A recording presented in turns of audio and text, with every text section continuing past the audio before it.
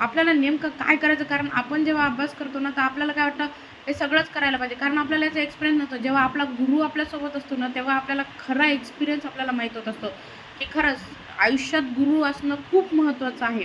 आणि पाटील सरसारखे गुरु मिळणं म्हणजे हे एक आयुष्याला देणारी एक वेगळीच वाटचाल आणि वळण आहे. फर्स्ट इयर मग माझं क्लिअर झालं. नंतर सेकंड इयरला पण सरांनी आम्हाला सेकंड इयरला असताना पण सरांनी आम्हाला भरपूर डे बाय डे गोष्टी शिकवत गेले सर.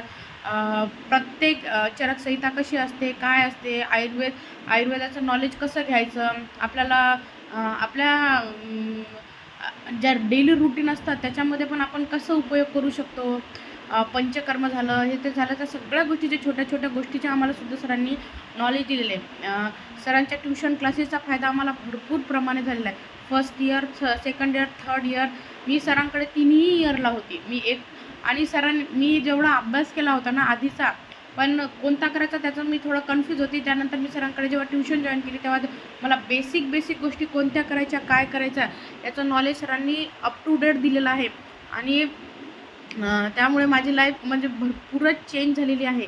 माझी आई गेल्यानंतर सरांनी माझं एक वडिलासारखा सगळ्यात मोठी पाठिंबा दिलेला आहे सरांना. मी सरांचे आदर्श आणि सरांचे विचार कधीही विसरू शकत नाही, कारण सर म्हणजे अशी व्यक्ती माझ्यासाठी एक आदर्श व्यक्तिमत्व आहे. आणि मॅडम आणि सरसुद्धा, कारण मी जेव्हा ट्युशनला असायची तिथं मॅडम पण असायच्या. सरांनी माझ्यावर बरेच कठीण प्रसंग आलेले आहेत, बरेच आलेले आहे, पण त्याला फेस कसं करायचं आणि समोर कसं जायचं या दोघांनी मला आईवडिलांसारखंच नॉलेज दिलेलं आहे. आणि मी माझ्या आईला जे काही प्रॉमिस दिलं होतं शेवटच्या क्षणात की नाही मी डॉक्टरच होऊन दाखवेल आणि बेस्ट डॉक्टर होऊन दाखवेल, ते खरंच झालेलं आहे. कारण आज रायगड जिल्ह्यामध्ये मी 1 नंबरवर आहे, सगळ्या गोष्टीमध्ये समोर आहे. मला असं स्वतःवर प्राऊड वाटतो की नाही मी सरांची स्टुडंट आहे. तुम्ही पण सरांचे ट्युशन क्लासेस जॉईन करा आणि सरांसोबत डिस्कस करा काही जमत नसेल तर.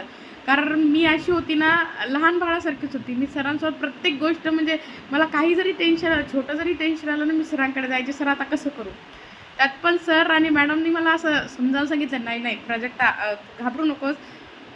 बऱ्याच गोष्टीच्या अशा इकॉनॉमिकली पण प्रॉब्लेम यायच्या मला, त्या पण सरांनी सॉल्व केलेल्या आहे.